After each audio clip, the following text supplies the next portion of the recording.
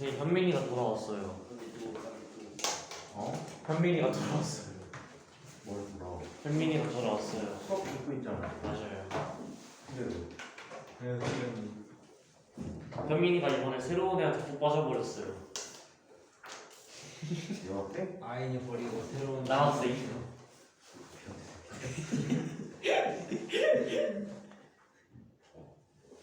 얘 근데 내 생각엔 걔 성소수자 맞지? 진짜? 야, 아니 게이라고 하면 또 그렇잖아요. 애한테 아. 쳐있게. 양성이잖아니까. 근데 그 아니 양성이랑 아니라 그 성이 막 바뀌어. 남자를만 좋아할 땐 남자만 좋아하고 여자만 좋아할 때는 자, 여자만 지난 시간에 우리 수원자 선스펙션까지 얘기했었죠? 아니 근데 애초에 그까지 안 한다. 보호무용 계산하는 걸 잘 기억을 해주시기 바랍니다. 자, 뭔가 오늘은- 자꾸 걔 뗐다 붙였다 하는 것 자, 같아요. 오늘은 정성 원리에 대해서 이야기해 봅시다. 야, 친구한테는 그런 소리 하겠냐? 아니 진짜 그게 생각이 된다니까요. 선생님도 같이 이제 수업할 때 많이 보셨잖아요. 걔 진짜 뗐다 붙였다 하는 것 같다니까요. 이상한 눈빛으로 아이니를 막 쳐다보고 할 줄 그래서 아는 화장실 쫓아간 거야? 네. 아니 절대 시키지. 이 새끼들이라며 저희는 안 갔어요. 똑같이 뭘? 그 친구 검색해부터 막 진짜 자, 불확정성 5일이라는 얘기를 한번 살펴보도록 할게요. 자, 불확정성 원리는 자 아주 재미난 얘기야. 뭐가 재미나냐면 아인슈타인이 죽을 때까지도 인정하지 않는 불확정성 원리. 세상에 그런 게 어딨어? 라고 주장을 했어요. 자, 그러면 뭐 18점. 봅시다. 오늘 이거 다 지금 끝내버리기로 하죠. 예? 자, 예? 오늘 주가 끝나요? 와. 자, 불확정성 원리를 얘기합니다. 주가 끝났다. 아니 1교시 찾죠. 떠들어. 문제 푸는 거 잘할 순 없지. 너는 참. 난 떠들진 않아. 불확정성 원리를 보는데 얘는 영어로 uncertainty principle이야. 그래서 언게스. certainty가 뭐야? 예측. 확정하는 거잖아. 나 때려 맞춰봐. 그치? 확정하는 건데 그렇죠. 확정하는 얘기야. 자, 불확정성 원리를 보는데 여기는 식딱한 두 가지인데 개념 위주로 설명을 할게. 만세. 왜? 시기 두 개밖에 없다니. 외울 수 있어? 개념을 식도 없어 그거. 야 화학도 식 별로 없어가지고 좋잖아. 뭐 지금은. 진짜 그렇게 생각하나? 전기화학하는데 무슨 식이 없어. 그래도 식 지금 하는 거 별로 이제 없어요. 표준전이 다 외워야 되고 금속 아니. 사람들 네, 표준 기전력 계산해줘야 되고 화. 또 몰수도 계산해줘야 되지 같이. 그거 뭐. 자, 불확정성 원리를 한번 책으로 이 볼게요. 친구 오늘 몰수 때문에 되게 틀렸는데. 빛과 한과 그렇지만 네, 빛과 틀렸어요. 빛과 물질의 원쌤 진짜 실망했겠다. 너네들 보고 할 저 얘기 문제 이번에 새로 배운 거 문제 푸는 거 다 받았어요. 자, 불확정성 원리. 막 근데 그런 중에 설명 먼저 했잖아. 야! 중에 정답. 빛과 물질의 이중성에 대한 인식은 양자라는 새로운 모형을 탄생시켰으며 양자 이론은 입자의 위치와 운동량을 동시에 무한정에 무한한 정밀도로 측정하는 것이 근본적으로 불가능하다는 새로운 사실을 예측한다. 두 가지를 동시에 측정할 수 없다고 합니다. 자, 고정물리학의 한계. 20세기 초에 아인슈타인은 파동이라고 여겨졌던 빛이 입자의 성질을 갖는다는 사실을 발견하였고, 자, 반대로 득으로 있는 입자가 파동의 성질을 갖는다는 물질파 이론을 주장을 하였다. 아, 잠깐만, 녹화 잠깐만 중지시켜 볼래? 하나 내. 사람들이 이제 밤에 자기들은 술 먹고 라면 일하는데 같이 와서 술을 마신다. 술 먹자는 얘기지. 자, 20세기 초에 아인슈타인은 파동이라고 여겨졌던 빛이 입자의 성질을 갖는다는 사실을 발견합니다. 반대로 득으로 있는 입자가 파동의 성질을 갖는다는 물질파 이론을 주장하였고, 자, 이것은 데비슨 공허 실험과 톰슨의 전자 회절 실험을 통하여 확인되었다. 또 보의 원자 오용은 고전 물리학으로 설명할 때보다 물질파 이론을 적용하여 설명할 때 더 쉽게 이해됩니다. 이와 같은 새로운 물리 현상이 발견되기 전 물리학자들은 뉴턴의 고전역학과 맥스웰의 전자기학으로 모든 자연현상을 충분히 설명할 수 있다고 믿었다. 그러나 물리학자들은 물체와 무체가 빛의 속력에 가까운 속력으로 운동하거나 중력이 매우 큰 곳에서 운동할 때 고전 물리학이 아닌 상대성 이론을 적용해야 된다는 것을 알게 되었다.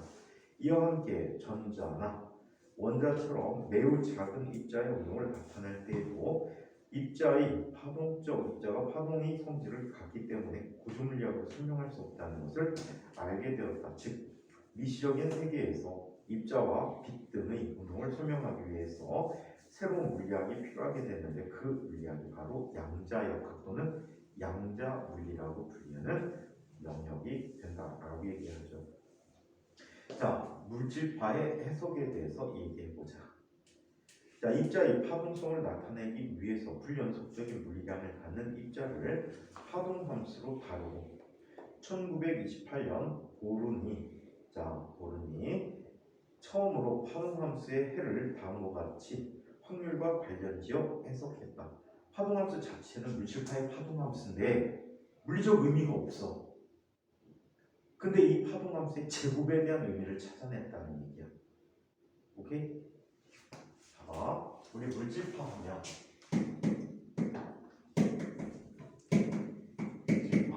어떻게 설명할 수 있지?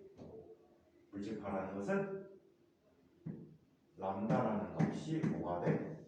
P분의 H를 갖는다는 간단한 주제를 갖고 있었지. 즉 질량의 일이고 속도가 불가하는 물질이 자 이동을 한다면 이렇게 이동한다라고 얘기해 줄 수 있었어.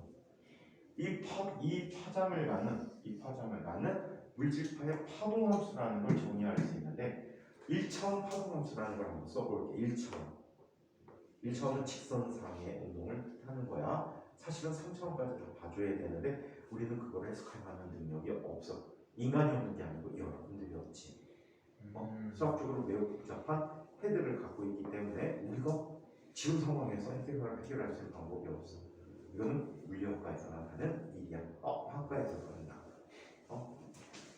물리화학이라는 게 있어서 화학과에서도 다 하고 있는데 이 파동함수는 위치와 시간에 관한 함수로 나타내 주는데 자 이때 얘는 위치에 관한 함수와 시간에 관한 함수로 나눠서 얘기해 줄 수가 있어. 오케이? 자 얘는 똑같이 정리해서 자 x에 관한 함수와 이거는 소문자 대문자의 차이가 있어. 익스포넨셜 자연지수 함수가 나오네. 그지? i 오메가 t다라는 값을 갖게 된다라고 얘기해. 오케이? 이거는 사인 또는 코사인으로 표시할 수 있는 거 알고 있니? 수학에서 오일러 항등식이라는 거 본 적 있어? EI 파이 플러스 1. 세상에서 가장 아름다운 수학 방정식 얘기가 있었지. 2파이 i 플러스 1은요? 익스포넨셜 i 파이가 뭐가 돼? 마이너스 1이 된다는 거. 자, 오일러 항등식에 해당하는 식을 쓰면 사인 또는 코사인 형태로 나타낼 수가 있다고 해요. 자, 그래서 이런 파동함수라는 걸 정의하게 된대. 얘는 물질파의 파장을 뜻해주는 물질파 파장이 있고 얘는 물질파 영한 파동함수라고 표현해주고 있어.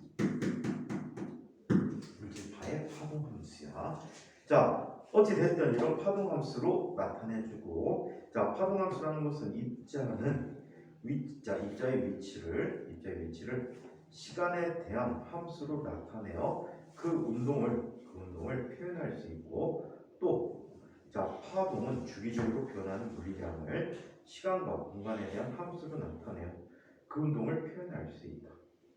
이때 주기적으로 변하는 물리량은 음파에서는 공기 입자의 변이가 될 수 있고 또 전자기파는 전기장과 자기장이 된다. 물질파에서는 이 양을 푸사이 xt로 표현하며 파동함수라고 표현한다.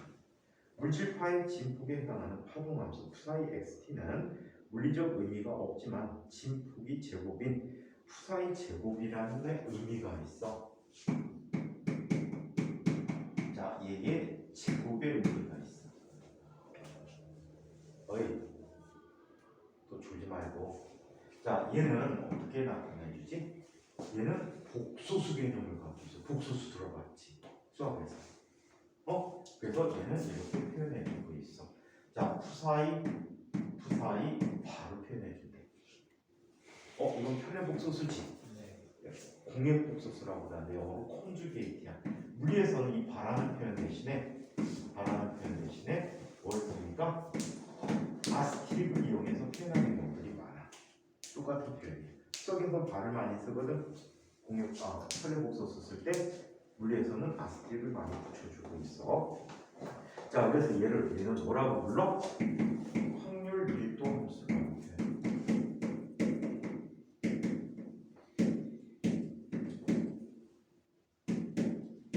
확률 밀도 함수로 자, 입자가 존재할 확률을 나타내주는 함수가 되겠다. 자, 그래서 확률 밀도 함수가 다음과 같은 의미를 갖게 된다. 확률 밀도 함수 푸사의 제곱은 물질판 한 지점에서 단위 부피당 입자가 발견될 상대적인 확률은 그 지점에서의 푸사의 제곱값에 비례하게 된다. 자, 이번에는 파속과 입자라는 얘기를 한번 살펴보도록 하자.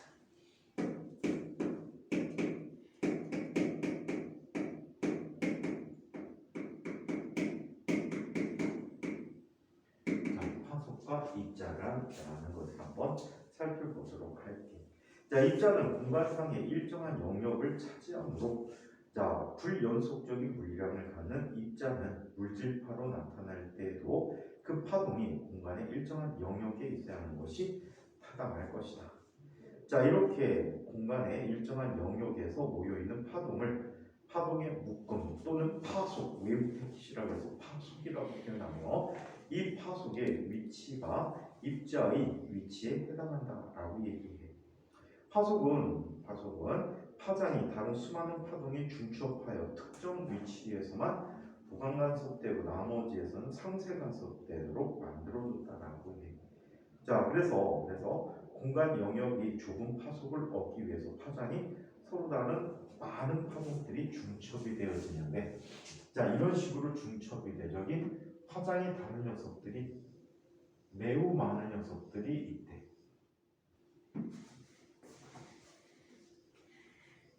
파장이 굉장히 다양한 녀석들이 존재한다라고 해. 오케이? 아주 큰 차이 같지는 않지만 파장이 다른 굉장히 많은 나무들이 한 장소에서 중첩이 되어버리면 이 중첩된 파동의 모양이 이렇게 나타납니다. 자, 특정 영역에서 이런 식으로 나타납니다. 이런 형태로 나타나게끔 만들어준다는 거야. 얘네들 더하기 뻔뻔뻔뻔이 얘가 된다는 얘기야. 오케이? 자, 그러면 얘는 파장이 무지다 다양하네, 그치? 그럼 얘는 파장을 특정 지을 수 있을까 없을까? 없어. 즉 얘는 운동량이 람다분의 h가 되고 얘는 운동량이 얼마가 돼? 람다 프라임분의 h가 되고 얘는 운동량이 람다 2'분의 h가 되고 똥똥똥똥 이렇게 변화돼 버린단 말이야. 그럼 운동량일 때 굉장히 다양하기 때문에 운동량에 대한 측정 오차가 엄청나게 크겠지. 맞아? 하지만 이 파속이라는 게 있는 이 위치에 입자가 존재할 확률이 굉장히 높아. 또는 파속 자체가 파장을 굉장히 짧게 하기 때문에 파장의 정확도가 매우 떨어져. 즉 정확한 파장을 측정하기가 어려워. 따다다닥 붙어있기 때문에. 오케이? 그래서 운동량을 정확히 특정할 수 없고 대신에 이 입자가 존재하는 위치를 특정하기 좋다라고 얘기합니다. 오케이? 네. 자, 그래서 운동량을 정확히 측정하지 못하면 위치가 정확하다라고 표현해 줄 수가 있어. 자, 반면에 이것도 마저 살펴보자. 파장이 하나로만 구성이 돼 있대, 이렇게. 오케이? 또는 이와 비슷한 또 하나의 또 다른 파장을 갖다 놓게 돼. 그러면 비슷한 녀석을 갖다 놔도 결과는 어때? 비슷하게 나타나고 중첩이 되겠지. 자, 그러면 여기서 여기까지 파장이 어때? 정확하단 말이야. 파장이 정확하게 되면 운동량이 매우 정확하겠지. 즉 운동량 측정에 대한 오차가 뭐가 되니? 얘는 운동량 측정에 대한 오차가 엄청나게 크고 델타 X라는 녀석은 거의 뭐가 돼? 0에 가깝단 말이야. 반면에 얘는 운동량의 오차가 거의 뭐가 돼? 0이 돼. 하지만 이 파동함수를 제곱해서 나타난다면 전체적인 확률이 어떻게 나타날까? 존재할 확률이 거의 비슷하게 나타나겠지. 거의 같은 확률로 추정되진다라고 해. 그렇다면 얘가 존재할 위치가 어떻게 되는 거야? 정확하지 않다는 거야. 매우 크다. 오케이? 그럼 둘 다 정확히 측정할 수 있는 방법이 있다 없다? 없다. 이게 불확정성의 가장 기본 개념이 됩니다. 아, 저렇게 남다른 모습을 보여주고 있어. 수업 시작하면 저래지면 어떡하니? 응? 수업을 시작하니까 그렇게 되면 어떡해? 먼저 하겠습니다. 어? 뭐라고요? 아니에요.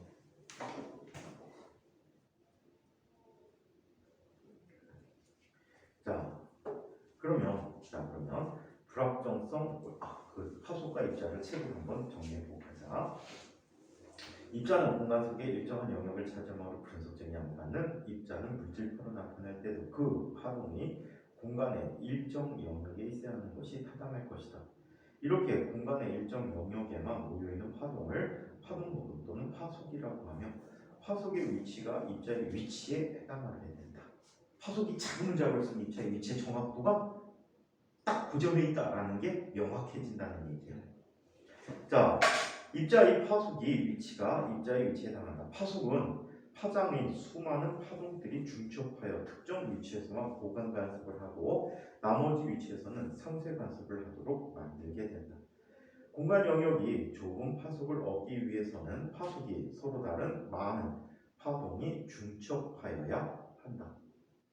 자, 이쪽에 그림을 보니까 파속이 이렇게 구성이 되어 있는데 중첩된 파장의 영역이 더 넓은 파속은 자, 이런 형태로 표현되고 있다라고 해. 자, 불확정성 원리에 대해서 위치와 운동량의 불확정성, 어떤 입자의 이 물질파의 파장을 정확히 알고 있다고 가정을 하자. 자, 그럼 파장 람다일 때 입자의 운동량은 정확히 람다분의 h가 된다. 자, 그림 가와 같이 아래 그림 가와 같이 이 파동은 공간의 모든 입자에서 일정하게 존재하므로 이 입자의 특정한 위치를 알 수가 없다.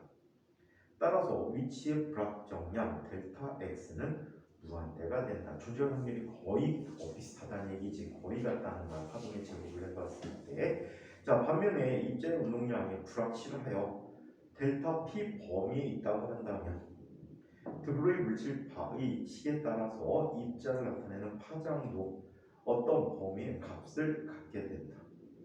자, 이 영역에 있는 파장의 조합은 그림 나와 같이 파속을 형성하므로 자, 위치 불확정량 델타 x는 파속이 존재하는 영역으로 줄어들게 된다. 만약 운동량에 대한 모든 정보를 잃어서 델타 p가 무한대가 된다면 자, 모든 가능한 파장이 중첩되어 파속을 형성하므로 길이 델타 x는 0이 될 것이다. 위치가 엄청나게 정확하게 측정될 수 있다는 얘기야. 자, 불확정성 원리. 이와 같은 경우에 어떤 의미의 자, 순간에 입자의 위치와 운동량을 동시에 정확하게 측정하는 것은 근본적으로 불가능하다. 이거는 물리적인 성질이야. 물질이 갖는 성질이야. 관측자에 대한 문제, 관측 장비에 대한 문제가 아니고 물질의 근본 성질이다라고 보시면 돼요. 1927년 독일의 물리학자인 하이젠베르그가 이 개념을 발표하였으며 이를 하이젠베르그의 불확정성 원리라고 한다. 입자의 위치를 측정할 때 위치의 불확정량이 델타 x이고 운동량을 동시에 측정할 때의 불확정량을 델타 p라고 하면 하이젠베르그의 불확정성 원리는 다음과 같이 나타내 줄 수 있다. 이 두 녀석을 조합한 결과가 되게 된다. 델타 x 곱하기 델타 p라고 하는 것은 2분의 hbar보다 크다라고 해. hbar을 우리 뭐라고 정의했지 지난 시간에? 2파이분의 h라고 한다라고 얘기했지. 2파이분의 h라고 해서 얘를 읽을 때 h 또는 하바라고 불러줍니다. 한 독일어의 h 발음을 하라고 표현해주고 있어. 그래서 h바 또는 하바라고 하지. 나이가 좀 있으신 선생님들은 되게 하바라고 쓰고 젊은 선생님들은 거의 다 h바라고 표현해주고 있습니다. 자, 그래서 이렇게 불확정성 원리에 의해서 나타내준대. 자, 델타 x 곱하기 델타 p는 2분의 h바보다 크거나 같다. 즉, 어떤 정밀한 장치로 측정하더라도 위치의 불확정량과 운동량의 불확정량의 곱은 항상 델타 x 곱하기 델타 p가 2분의 h바보다 크거나 같다라는 관계를 성립하게 된다. 이와 같은 측정의 한계는 실험 장치의 한계 때문에 나타나는 것이 아니라 측정하고자 하는 입자 자체가 가지고 있는 물리적 성질에 기인하는 것으로 입자가 갖는 파동성에 의해 근원적으로 발생하는 현상이다라고 합니다. 자, 하이젠베르그라는 사람의 얘기를 보자. 독일의 이론물리학자로 행렬역학이라는 추상적인 수학적 모형을 개발하여 양자역학을 이론적으로 정립하는 데 크게 기여하였다. 불확정성 원리, 분자, 수소의 두 가지 형태, 핵의 이론적인 모형 등을 포함하여 물리학에 많은 기여를 하였으며 불확정성 원리로 1932년 노벨 물리학상을 받게 되었다. H 플랑크 상수로 6.63 곱하기 10^34 승 줄 세이크가 되고 2파이로 나눈 값을 자 H바라고 썼는데 하바라고도 합니다. 2파이분의 H를 H바 또는 하바라고 표현해주고 있다. 이 책은 젊은 사람들이 써서 H바라고 썼어. 조금 나이 든 선생님이나 젊은 선생님들 나이 든 선생님한테 배우는 경우에는 하바라고 쓸 수도 있다라고 얘기합니다. 자, 한편 에너지와 시간의 불확정성 원리를 한번 이야기해보자. 선우는 어떻게 수업만 시작하면 잘까? 신선우 전혀 신선해 보이지 않아. 어? 선우야, 네 정신치료 할 때가 안 됐을까? 이제 3학년이 과거 입시 준비해야 되지. 선우야, 네 과거 입시 준비해야 되는데 그렇게 자고 있으면 어떡해? 사주셨네요. 열심히 하라고 안 자려고 노력하잖아. 요즘 하루가 막 노력하는 게 얼마나 핑물락하는지 아니? 되게 열심히 해. 그치 하주야? 양심에 찔리지? 아무튼 되게 열심히 하지? 어? 이제 너희들이 이제 계산중학교를 끌고 가야 되는데 이렇게 그냥 대충 하면 어떡하니? 중학교를 끌고 갈 친구 중 공부를 잘하는 친구 지금 반삭발하고 공부하려 하는데 에휴, 전 아직 뭐 하면 합니다. 반삭한다고 공부하는 건 아니잖아.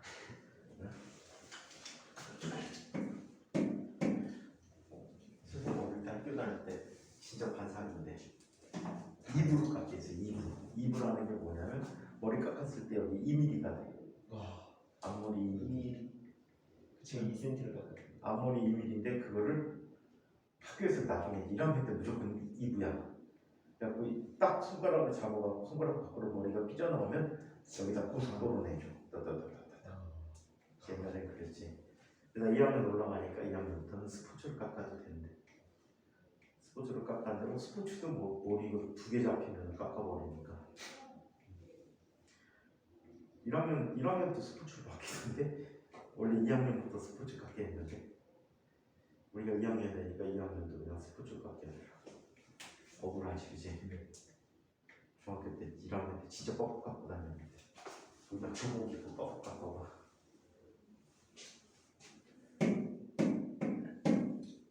자, 세 번째 에너지와 시간의 불확정성 원리를 봅니다.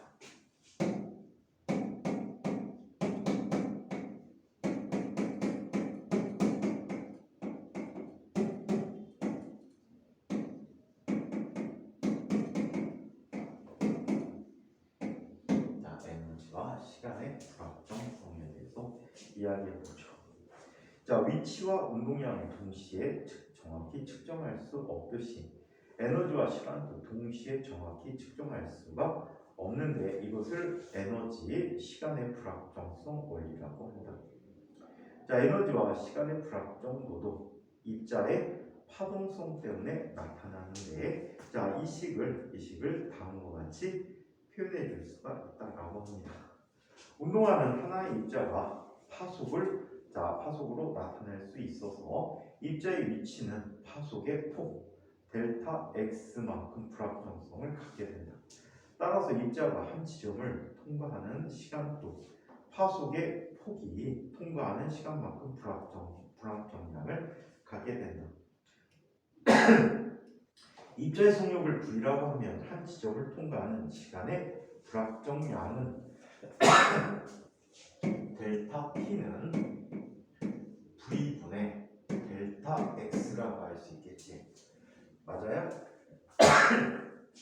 자, 이렇게 나타내주고 입자가 갖는 에너지를 살펴보면 입자가 갖는 에너지는 이렇게 표현해줍니다. 얘는 2m분의 P제곱이 되는데 얘는 운동의 에너지. 그렇지? P라는 게 mV잖아. m 하나씩 지워지니까 이번에 mV제곱이 되는 거지. 자, 이때 얘 변화량을 살펴봐봐. 델타 E는 이거 우리 미분 개념 얘기한 적 있지? 함수의 미분 해준 적 있니? 해주시겠어요? 합성 함수의 미분. 여기에 합성 함수의 미분이 있는데 그걸 알아야지 이 식을 이해하기가 좋아. 에휴. 자, 합성 함수의 미분을 한번 볼게요.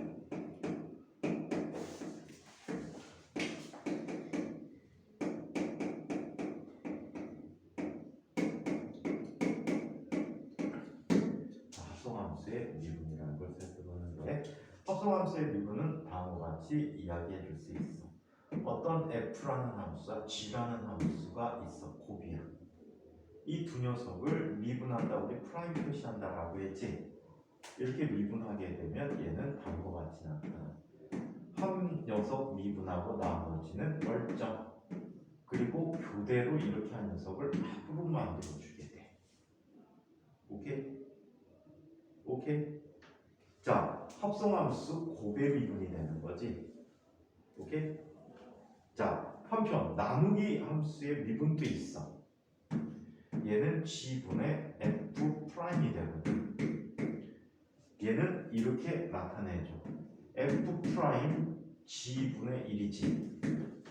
그래 안 그래? 자, 그 다음에 더하기 f g분의 1 프라임이야.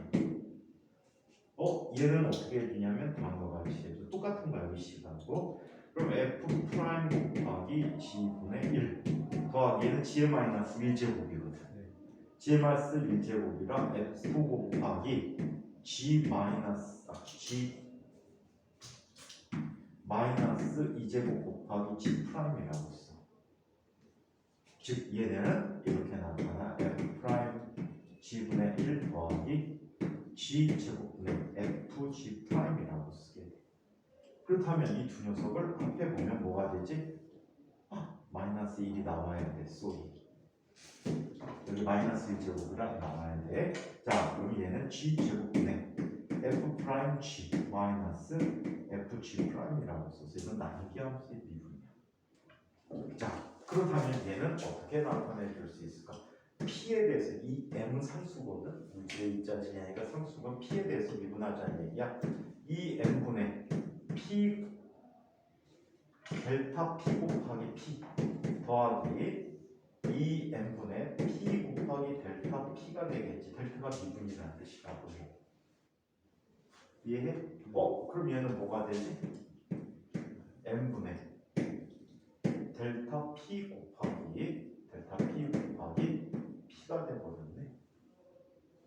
이 녀석은 식으로 쓰면 뭐라고 쓸 수 있지? mm 지워지지. 왜? P라는 값은 mv가 되니까. 그럼 뭐가 되지? 델타 P 곱하기 V가 되겠네. 맞습니까? 자, 그럼 두 녀석을 곱해보자. 두 녀석을 곱해봅니다. 자, 델타 t 곱하기 델타 2라는 값은 v분의 델타 x 곱하기, 자, 얘는 뭐가 돼버리지? 델타 t 곱하기 v가 돼버리지. 따라서 델타 x 곱하기 델타 p가 돼버리네. 이 값이 뭐보다 크거나 같아? 2분의 h 바보다 크거나 같지. 따라서 시간과 에너지의 방식도 같은 형태로 표현돼서, 자, 이 두 녀석의, 자, 델타 값들의 곱은 2분의 h 바보다 크거나 같다라고 볼 수가 있겠죠. 그래서 이게 불확정성 원리에 관한 이야기가 됩니다. 자, 아무튼 식 관계를 이렇게 얘기했고요. 불확정, 자, 에너지와 시간의 불확정성에 대한 아래, 자, 도표에 들어가 있는 아래를 한번 살펴보죠. 입자의 에너지를 정확히 측정하게 된다라는 것은 운동량을 정확히 측정한다는 얘기가 되지. 맞아요? 운동량을 정확히 측정하게 돼. 자, 입자의 에너지를 정확하게 알 때 입자의 파장의, 자, 파장과 관계가 있으므로, 자, 파장을 정확히 구해줄 수 있다. 그러나 물결표가 계속해서 같은 모양으로 진동하고 있으므로 언제 입자가 지나갈지 알 수 없다. 존재할 확률이 거의 비슷하다는 얘기야. 델타 E의 불확정량은 0이지만 델타 T의 불확정량은 자, 무한대가 되어버린다라고 해. 언제 지나갈 수 없으니까. 입자가 어디 있는지 모르니까 언제 지나갈지 몰라서 델타 T를 정확히 측정할 수가 없다는 얘기야. 입자의 에너지가 델타 E 범위 안에 있을 때, 자, 입자의 에너지가 불확실하여, 자, 델타 E 범위 안에 있다면 입자의 물질적 파장도 어느 범위 안에 있게 된다. 이 영역에 있는 파장의 조합은 파속을 형성하므로 입자가 지나가는 시간에 대한 불확정량은 줄어들게 된다. 델타 E가 유한한 값을 가지면 시간의 불확정량 델타 T도 필연적으로 얼마 이상의 값을 가져야만 한다. 자, 일상생활에서의 불확정성 원리에 대해서 이야기해 보도록 하자. 실제 일상생활에서 자동차와 같은 물체의 속력과 위치는 모두 정확히 측정하는 것은 쉬운 일이다. 이것은 불확정성 원리가 일상적인 물체에 영향을 주기에 불확정량이 너무 작기 때문이다.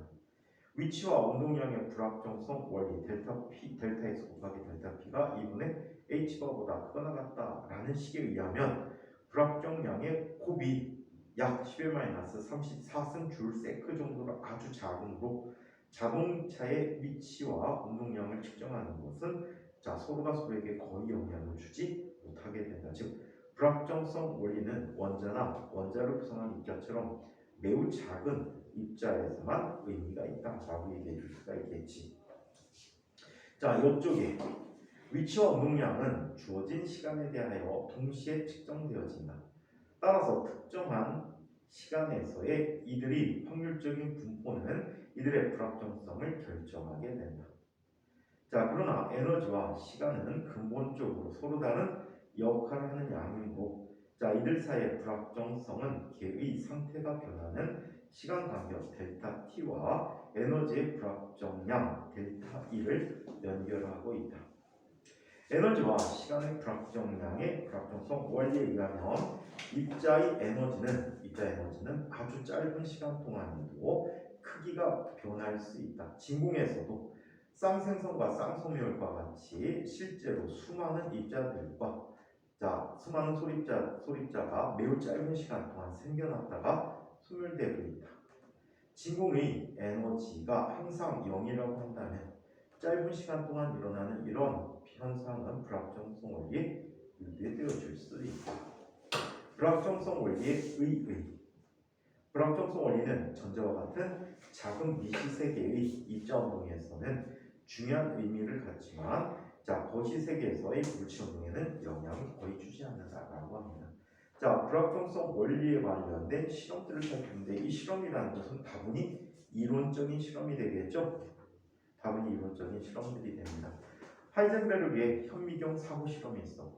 그래서 하이젠베르그의 현미경이라고도 일컬어지고 있는데 어떤 의미를 갖는지 한번 봅니다.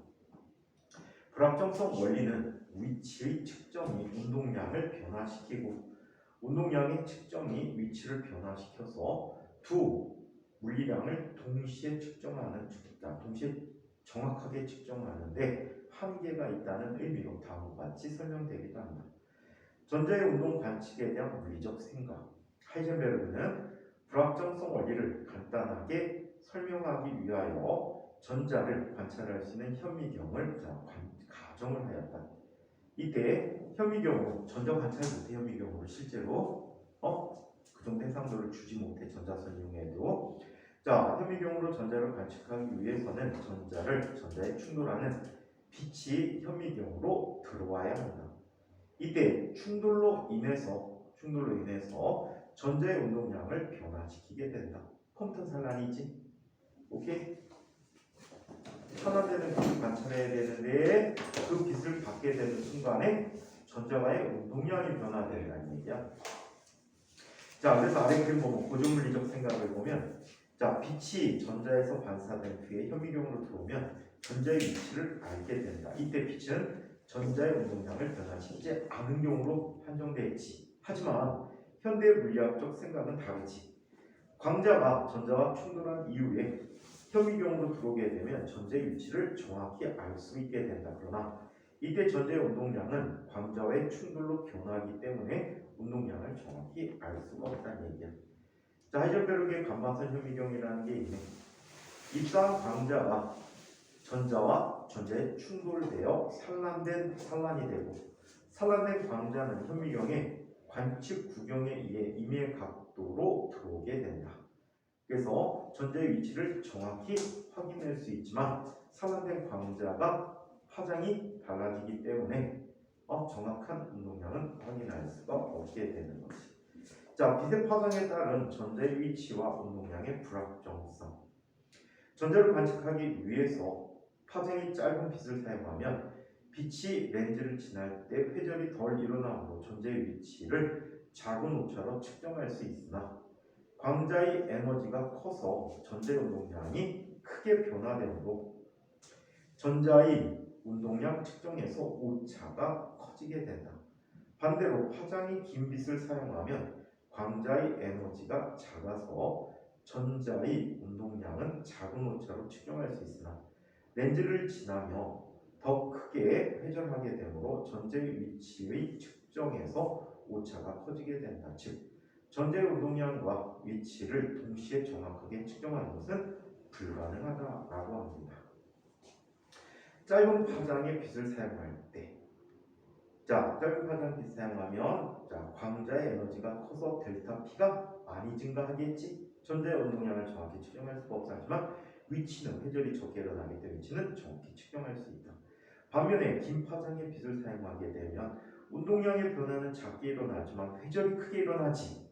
회절이 크게 일어나도 델타 X를 정확히 측정할 수가 없게 된다는 이야기입니다. 위 사고 실험에서 파장이 람다의 빛을 사용하면 회절에 의한 분해능의 한계 때문에 전자의 위치의 불확정량은 델타 X는 람다 정도보다 크거나 같게 되는데 한 파장이 람다의 광자의 운동량은 P는 람다분의 H를 갖고 있으므로 전자에 충돌할 때 이 전자의 이 정도 크기의 운동량의 교란이 일어나게 된다. 즉 광자와 충돌한 전자는 운동량의 불확정량 델타 P는 람다분의 H바 정도의 값이라고 가정했을 때 여기에서 전자의 위치와 운동량의 불확정량이 각각 델타 X와 델타 P라고 한다면 델타 X 곱하기 델타 P는 두 녀석의 곱이니까 대충 H 정도의 값을 갖겠지. 람다분의 H 곱하기 람다가 될 거므로 H 정도의 값을 갖고 이 값은 2분의 H가 보다 크다라고 얘기해 줄 수가 있겠죠. 한편 불확정성 원리와 단일 슬릿에 의한 전자의 회절 시험 이거는 제법 시험에도 나오는 파트라 이 부분은 설명을 통해서 얘기해 보도록 하자.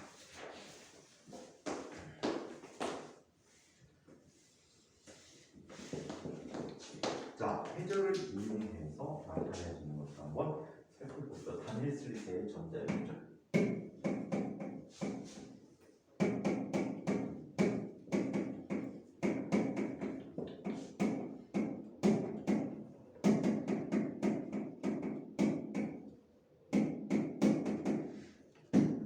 자, 단일 슬릿에서 받는 전자율 회전에 대해서 이야기해 보도록 하죠.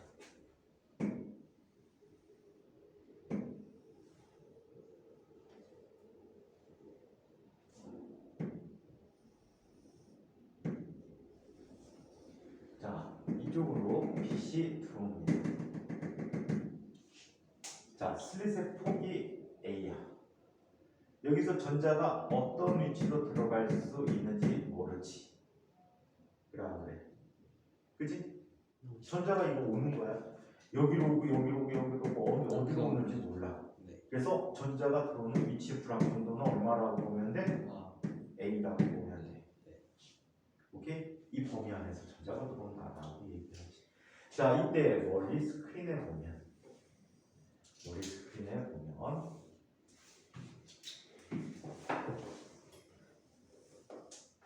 자, 중앙으로부터 회절무늬가 나타나겠지. 오케이? 회절무늬가 나타나는데 자, 이런 식으로 회절무늬를 갖게 돼. 오케이? 회절무늬를 갖게 된다라는 거. 자, 이때 이곳에 찍힐 때 첫 번째 극소잖아. 첫 번째 극소점이면 얘는 뭐가 돼? A 사인 세타가 람다인 곳이 첫 번째 극소가 되지. 맞아요? 첫 번째 어두무늬가 나타나는 곳이 된다. 자, 이때 이밀 위치로 들어온 전자가 있는데 이 전자는 특정한 방향으로 갈 수 있거든. 특정한 방향으로 가는데 이 위치로 가는 I에 대해서 한번 살펴보자. 이쪽 방향에 운동량이 존재하겠지. 그래. 이 운동량이 존재하는데 이때 운동량을 두 성분으로 나눠 생각할 수 있어. 얘를 PX라고 하고 얘는 PY라고 해. 이 PY 때문에 위치 확정도가 어떻게 돼? 여기에 찍히는 확정도가 불분명해진다라는 얘기가 돼. 이해해? 자, 이때 이 델타 P라는 녀석은 일단 P라는 녀석은 뭐가 돼? 얘 파장은 물집합 파장을 람다라고 할 때 람다분의 H라는 값이라고 해줄 수가 있겠지. 자, 이때 나타난 이 방향을 세터다라고 얘기한다. 우리가 잠자는 자리가 없다. 아니냐고 딱 붙어가고 자고 있어. 고팔 아니냐 앉아있잖아. 우리 딱 붙어가고 잠을 기울여가고 있구나. 자, 그렇다면 PY라는 녀석은 뭐가 돼? PY라는 녀석은 P 곱하기 사인 세타가 돼. 그치? 즉 얘는 뭐가 돼? 얘는 람다분의 H 곱하기 사인 세타가 되는 거야. 이해해? 자, 그래서 이런 관계를 갖게 된다라고 얘기해. 자, 이때 이 녀석들에 대한 이야기들을 마저 이제 정리를 해보도록 하자. 자, 이때 이 위치 불확정도는 자, 이 정도라고 하는데 이 슬릿의 폭이 언제일 때? 람다 정도일 때 회절이 가장 잘 일어난다라고 얘기했어요. 이 값들을 람다라고 할 때는 다음과 같이 표현해 준다. 자, 여기서 위치 운동량의 분할량은 바로 Y 성분의 운동량 때문에 운동량의 분할량이 생기게 돼. 따라서 이 값은 람다분의 H 곱하기 사인 세타가 돼버린 거 다음과 같이 쓸 수 있다. 두 녀석의 구분하는 공식. 델타 X 곱하기 델타 P라고 하는 것은 다음과 같이 쓸 수 있다. 얘는 뭐가 돼?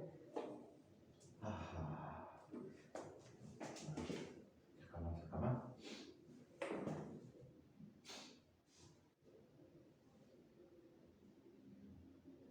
A 사인 세타. 자, 얘는 이렇게 쓸게. A 사인, 자, A 곱하기 저 녀석을 A로 일단 쓸게. A 곱하기 요 값이 되지. 람다분의 얼마? 람다분의 H 사인 세타라고 쓸 수 있겠지. 자, A 사인 세타가 뭐가 돼버리지? A 사인 세타는 뭐가 돼버려? 첫 번째 제곱도 나타날 치니까 얘는 람다가 돼버리지. 그렇다면 람다를 줘서 H가 돼버리니까 이 값이 2분의 H 바보다 라고 써줄 수가 있게 돼요. 자, 책 얘기로 한번 이것도 정리해 보도록 하죠. 자, 메뉴부터 전자가 단일스를 지날 때, 자, 빛이 회절과 마찬가지로 스크린에 회절 무늬가 나타난다. 이때 슬릿의 폭이 좁아지면 회절이 잘 일어나 가운데 회절 무늬의 폭이 증가하고 슬릿의 폭이 넓어지면 회절이 잘 일어나지 않아 회절 무늬의 폭이 줄어들게 된다. 단일 슬릿을 지나는 순간에 전자의 위치와 운동량의 불확정성. 자, Y방향, 그냥 X라고 써서 쌤은 Y방향으로 놓여있는 폭이 A 단일 슬릿을 전자가 통과하는 경우 슬릿을 지나는 순간 전자의 위치는 마이너스 2분의 A에서 2분의 A 범위에 있을 것이다. 즉 폭이 A 위치의 범위에 있게 돼. Y축 방향으로 위치 불확정량 델타 Y는 A 정도 값을 갖게 되고 이게 거의 람다 정도의 값이 되어버릴 수 있어. 한편 슬릿을 지나는 순간에 전자 운동량을 T라고 하면 운동량의 Y 성분은 PY는 P 쌍세타가 된다. 단일 슬릿에 의한 회절에서 첫 번째 어둠리가 나타나는 각을 세타라고 한다면 사인 세타는 A분의 람다가 되므로 슬릿을 지나는 순간에 운동량 Y 범위는 다음과 같이 정되어진다. 자, PY라는 녀석은 마이너스 A분의 P 람다 보다는 크고 A분의 P 람다보다는 작다. 즉 델타 PY라는 녀석은 이 두 녀석 사이 범위니까 람다분의 2P 람다라고 썼어. 여기 이 책은 더 부정확하게 했지. 선생님 계산법이 더 나아. 보통 이 계산법으로 대한민국 책에 소개하고 있어. 자, 따라서 델타 Y와 델타 P의 곱은 자 Y는 곱은 람다는 P분의 H를 대입하여 다음과 같이 구할 수 있다. 델타 Y 곱하기 델타 P Y는 A 곱하기 A분의 2P 람다가 되는데 2P 람다는 P분의 2PH가 된다라고 했지. 델타 Y와 델타 PY의 곱인 2H는 2분의 H바보다 자 88배만큼 크므로 다음과 같은 불확정성을 갖게 된다라고 얘기해. 델타 Y 곱하기 델타 PY는 2분의 H방보다 크다라고 얘기. 이 설명을 보통 자 다른 책에서는 옆의 방법으로 소개하고 있어. 옆의 부분을 한번 볼게. 단일 슬릿에 의한 회절에서 첫 번째 어둠리가 생기는 각도 세타에 대해 슬릿의 폭을 A, 이 A를 이등분하였을 때 슬릿의 중앙에서 나온 P과 슬릿의 끝에서 나온 빛의 경로차는 2분의 람다가 되는 각도 세타에서 첫 번째 어둠리가 나타난다. 네? 자, 반으로 절반 나눴기 때문에 그렇지? 그래서 델타는 자, 이 빼버릴게. A 사인 세타는 람다인 조건이 첫 번째 어둠리가 되는 곳이지. 자, 그러면 사인 세타는 2분의 람다가 돼버려서 자, 슬릿의 폭 A가 좁을수록 어두운 무늬가 나타나는 각도 세타가 커지게 된다라는 것을 확인해 볼 수가 있어. 어디에 찍히는지 불확정도가 커진다는 얘기야. 여기를 들어온 녀석이 작으면 운동량 불확정에서 이 폭이 커진다라고 보시면 되겠지. 자, 슬릿의 폭에 따른 전자의 위치, 운동량의 불확정성 얘기를 보자. 슬릿의 폭이 A가 적을수록 전자의 위치의 불확정량 델타 Y는 감소하지만 회절무늬의 폭 D가 넓어짐으로 운동량의 불확정량 델타 PY는 증가하여 불확정성 원리가 성립하게 된다. 자, 슬릿의 폭이 좁을 때, 자 얘는 D의 범위가 커지지. 첫 번째 어둠리가 나타날 때까지 폭이 커진단 말이에요. 회절이 심하게 일어났다라는 뜻이고. 자, 폭이 넓게 되면 자, 들어오는 위치의 불확정량이 커지니까 운동량의 불확정은 작아진다는 얘기지. 델타 P가 작아지니까 폭 D가 좁아지는 거야. 자, 델타 Y에 대해서 슬릿의 폭이 좁음으로 첫 번째 그림 위치의 불확정량 델타 Y는 감소한다. 그때 슬릿의 폭이 좁을수록 회절무늬의 폭이 넓어지므로 운동량의 불확정량 PY가 증가한다. 또 두 번째 슬릿의 폭이 넓음으로 위치 불확정량 델타 Y가 증가한다. 슬릿의 폭이 좁을수록 회절무늬의 폭이 좁아져서 자 운동량의 불확정량 델타 PY는 감소하게 된다라고 얘기합니다. 자 뒤에 거리는 슈레딩거 방정식 거의 안 다룰 거라서 할까 말까? 살짝. 해도 몰라. 미분방 방식이라. 해줘 그래도? 살짝 해줘? 자, 아인슈타인과 보의 논쟁을 한번 살펴보도록 하자. 자, 1927년 코펜하겐에서 집에 너희들 같이 갖고 있니? 뭐야? 지난번에 쉴페이드 하자고 그랬니? 쉴페이드 3층 있어? 어? 주문하는데 시간이 오래 걸려 오는 데까지. 아 그래요? 지금 주문해요. 그걸로 나갈 거면 지금 주문하는 게 낫고. 자식들 갈등이 쫄보들이랑 대학교 하자니까. 그럼 대한민국의 가장 똑똑한 중학교 3학년이 됐는데. 근데 그냥 쉴페이드로 할까? 네. 진짜? 그럼 3층으로 나갈게. 3층이 보편적인 물리 얘기고 3층 빨리 하고 4층까지 하면은 과거 내신 좀 도움이 될 거야 1학년 때. 그러면 셀페이드 3층 가야 돼요. 3층에 상과 하가 있거든? 네. 상하를 같이 주문하는 게 좋을 거야. 나중에 오는데 시간이 오래 걸려. 보통 2주 정도 걸리는 것 같아 쉴페이드가. 한 달이니까. 때도 책을 그렇게 빨리 찍어내지 않는 거 같아. 그리고 극히 소수 아이들만 보는 거. 여기 나온 연습문제가 옛날에 누구 문제하고 거의 같아. 하이타 문제하고 거의 비슷해 옛날 아이들. 그 어렵다고. 어? 어려웠어요. 근데 문제 위주로 돼갖고 그냥 우리도 문제 위주로 풀 거야. 내용 좀 그냥 간단하게만 하고 내용 이제 어느 정도 다 알고 있잖아. 뭐 포물선 운동, 에너지 보존 이런 거 다 알고 있잖아. 네. 책이 어렵게 쓰진 않았고 4층 정도 가야지 조금 응용된 내용이 나오거든. 그래서 내년도에 적어도 여름방학까지 3층 다 끝내놓고 여유 있으면 4층 좀 보는 방향으로 해보도록 하자. 근데 4층도 아주 필요한 층은 아니니까. 내년에 영재학교 늘 거니? 됐다? 너무 그냥 저는 아닐 거야? 저는 과학고도 끝나가기 때문에. 넌 들어가도 문제야. 내신만 떨어지지 않으면 자본에서 들어갈 수는 있어. 들어갈 수는 있는데 너 C 없지? 있어요. 뭐? 국어. 아씨. 2학년 1학기 때 2학기 때. 이렇게. 1학기 유민이는 국어 몇 치냐? 2학기 때는 유민이는 국어 몇 치야? 저도 C야. 그치? 유민이 C 그리고 항승별 C. 큰일 났다 너네. 아니 교과서 이유가 있어요. 이유가 있어요. 주요가 뭐 시도가 뭐 어때? 애초에 국어가 뒤지기 어렵게 나왔어요. 아니 뒤지게 그럼 뒤지게 열심히 했으면 되지. 올 A. 아까 누나가 이건 어쩔 수 없었대요. 이건 아니 배우지도 않은 외부지는 못 불러왔어요. 그건 맞긴 해. 근데 쟤는 뭐야 애맞지? 저 중간고사 때 저 84점 맞았어요. 맞아요. 84점 맞은 다음에 교과 쓰는 거. 너는? 73이요. 70선 다음 100을 맞았어야지. 그렇지. 그 다음에 그래도 못해도 B는 수행평가 나오지. 100은 받았어야지. 아니 그 2점 때문에 78점 나왔다니까. 그래서 시야 이건 좀 억까예요. 자, 이번 끝나면 생기고 나오니까 또 봐야죠. 맞아. 고와 좀 안심의 있었는데. 논쟁에 대해서 그다음 쉴페이드 3가 주문해 네. 3층 3F라고 돼 있다. 3F 상하. 왜 굳이 그렇게 1층이랑 2층으로 있어요? 1층은 붉게 안 되고 2층도 붉게 안 되고 너무 어려워요. 3, 4, 보통 3, 4층 1층은 5층은 이제 영재학교 뭐 대비 문제라고 하는데 그 정도 문제는 안 되고 1, 2층.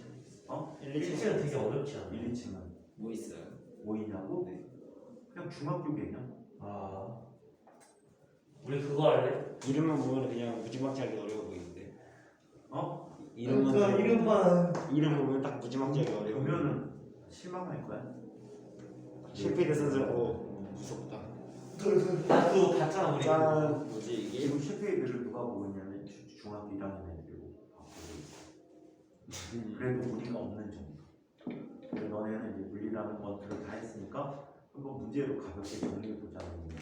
머릿속에서 다 빠져있는. 다 선생님 빠져있는. 생각에는 그냥 대한기 하고 싶은데 저도 제 머릿속에 있는 게 다 날아갔어. 맞아요. 그건 좀 생각하고 자, 복습이 필요해. 1927년 코펜하겐에서 옛날에는 다 끝나면 대한기 나갔는데 형들도 나왔어요 지금 3학년 형들. 지금 3학년 안 나가고 왜냐면 코로나 때문에 다 이송갖고 지식이 과학부 27기하고 진과 8기에 때 선생님이 대한민국이 조금 나왔어. 조금요. 2학기 때, 3학기 2학기 때. 근데 저희가 제일 못하고 1학년이 제일 잘하죠 지금. 1학년 저희 1학년은 지금 한 녀석이 좀 독특한 녀석이 있어가지고 보편적으로 아이들이 높아 너네들보다 높은데 한 녀석이 얘기해줬잖아. 고분무조건 설명했더니 미분에 대한 책, 미분조건에 대한 책을 사갖고 읽고 왔더라고. 아 그리고 선생님 이런 부분이 이해가 안 돼요. 내가 질문을 하더라고. 그래서 이제 간단한 도함수 정리하고 적분의 원리만 좀 가르쳐줬지. 야 열정적인 친구. 원장님이 좋아하는 아이들이 원장쌤이 좋아하는 아이들이다. 그런 식으로 자기가 스스로 알아서 공부하니까 발전 가능성이 엄청나게 높아 보이지. 우린 나가고 걔네들이 2학년 날평가도 들어야 되는 거 아닐까? 바꿔야 되지 뭐.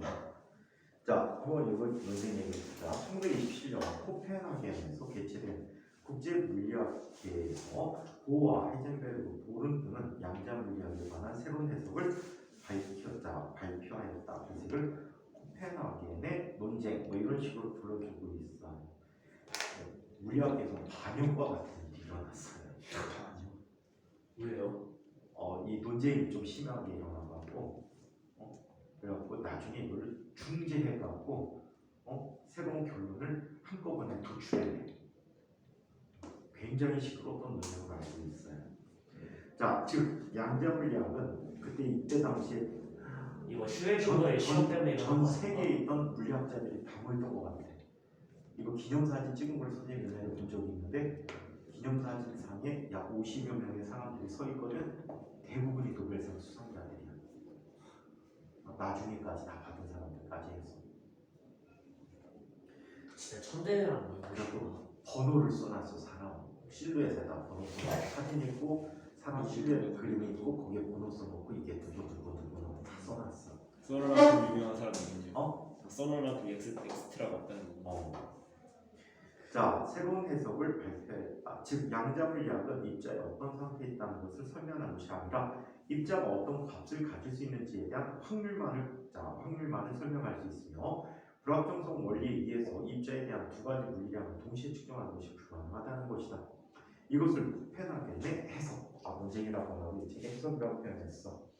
자, 이 해석이라면 아인슈타인과 슈레딩거 등 당시에 유명한 과학자들은 특히 불확정성 원리를 강력하게 비판하였고 아인슈타인은 신은 주사위 논리를 하지 않는다라는 표현으로 양자물리학 자체를 부정하였다. 이거 슈레딩거의 고양이 때문에 유명한 게 그러니까 아닌가? 아인슈타인은 측정 결과가 확률로 나타나는 것은 입자의 행동을 규제하는 모든 변수들을 우리가 알지 못해서 생긴 결과라는 숨은 변수 이론을 주장하였다. 아인슈타인의 주장에 대하여 보어는 양자물리학의 확률적인 결과는 입자가 갖고 있는 기본적인 성질에 기인하는 것이지 측정 장치와 관계없다고 주장을 하였다. 자, 위치와 운동량의 불확정성에 관한 아인슈타인의 사고. 아인슈타인은 입자가 벽에 난 작은 슬릿을 통해서 통과하는 경우에 대한 실험을 예를 들어 불확정성 원리를 비판하였다. 만약 입자가 A에 있는 폭이 D인 단일 슬릿을 통과한다고 가정하면 벽을 통과하는 동안 이 입자의 위치 오차는 D보다 작을 것이고 D는 슬릿 사이 거리야 D보다 작을 것이고 이 불확정성 원리에 의해서 운동량의 오차는 D분의 H 바 이상일 것이라고 하였다. 즉 아인슈타인은 각 입자들이 A의 슬릿에 수직한 방향으로 이동하면 운동량 보존 법칙에 따라 A는 입자의 운동 방향과 반대 방향으로 이동할 것이라고 생각하였다. 실제 A의 질량은 입자에 비해서 매우 크기 때문에 A는 거의 움직이지 않겠지만 이론적으로 운동량을 정밀하게 측정하는 것이 가능하고 각 입자가 슬릿을 지날 때마다 A가 수직한 방향으로 어떻게 움직이는지를 기록한다면 그 입자가 벽 B의 이중 슬릿의 어느 쪽으로 지나가는지를 알 수 있을 것이라고 주장하였다. A의 운동량을 측정하는 것이 슬릿을 통과한 후 입자의 운동에 영향을 주지 않을 것이므로 여전히 스크린 C에는 간섭 무늬가 나타날 것이고 불확정성 원리는 성립하지 않게 된다. 이에 대하여 보어는 벽의 운동량 변화량을 측정하여 입자의 운동량 변화를 측정하려면 입자가 슬릿을 통과하기 전과 후에 벽의 운동량을 정밀하게 측정할 수 있어야 된다고 생각하였다. 그러나 벽의 운동량을 정밀하게 측정하려면 벽의 위치 오차가 발생하게 되고 이것은 입자의 위치 오차가 오차를 증가시키기 때문에 아인슈타인의 주장과 다르게 불확정성 원리는 여전히 성립한다고 하였다. 에너지와 시간의 불확정성에 관한 아인슈타인의 사고 실험. 아인슈타인은 광자가 가득 차 있고 정밀한 시계 장치가 들어있는 창문이 달린 상자를 생각하여 시간과 에너지의 불확정성을 또 비판하였다. 아인슈타인은 창문에 달린 시계 장치를 이용하여 매우 짧은 시간 t 동안에 창문이 열렸다 닫히고 이 사이에 광자가 밖으로 빠져나간다고 가정하였다. 광자가 빠져나가면 상자의 무게가 감소하게 되는데 상자에 매달린 용처를 이용하여 상자의 무게를 정확히 측정할 수 있으므로 에너지의 불확정량 델타 E는 0이 될 것이고 시간의 불확정량 이것은 t로 유한한 값을 가질 것이므로 결국 에너지와 시간의 불확정량은 0이 되어 불확정성 원리가 성립하지 않는다고 주장하였다. 이에 대하여 보는 광자가 빠져나가고 질량이 감소하면 용철의 질량 변화에 의해 질량을 가리키는 바늘의 위치가 불확정량이 생기고 이는 상자의 운동량의 불확정량을 동반하여 에너지의 불확정량이 생기게 된다고 하였다. 일반 상대성 이론을 적용하며 광자가 빠져나가다가 중력장이 약해지면 시간이 빠르게 흘러 시간 측정에도 불확정량이 생기므로 에너지와 시간의 불확정량이 여전히 성립한다고 주장하였다. 아인슈타인의 주장은 중력이 시간의 흐름에 영향을 준다는 자신의 일반 상대성 이론에 의해서 반박되어진 것이다 라고 이야기합니다. 그래서 이때 상당히 시끄러웠던 것으로 알려져 있습니다. 상당히 많이 시끄러웠겠다. 야, 이 사람이 조그만데 계속 꼬투리 잡고 슐레링거 방정식 이야기는 다음 시간에 간단하게만 한번 볼게. 너네들이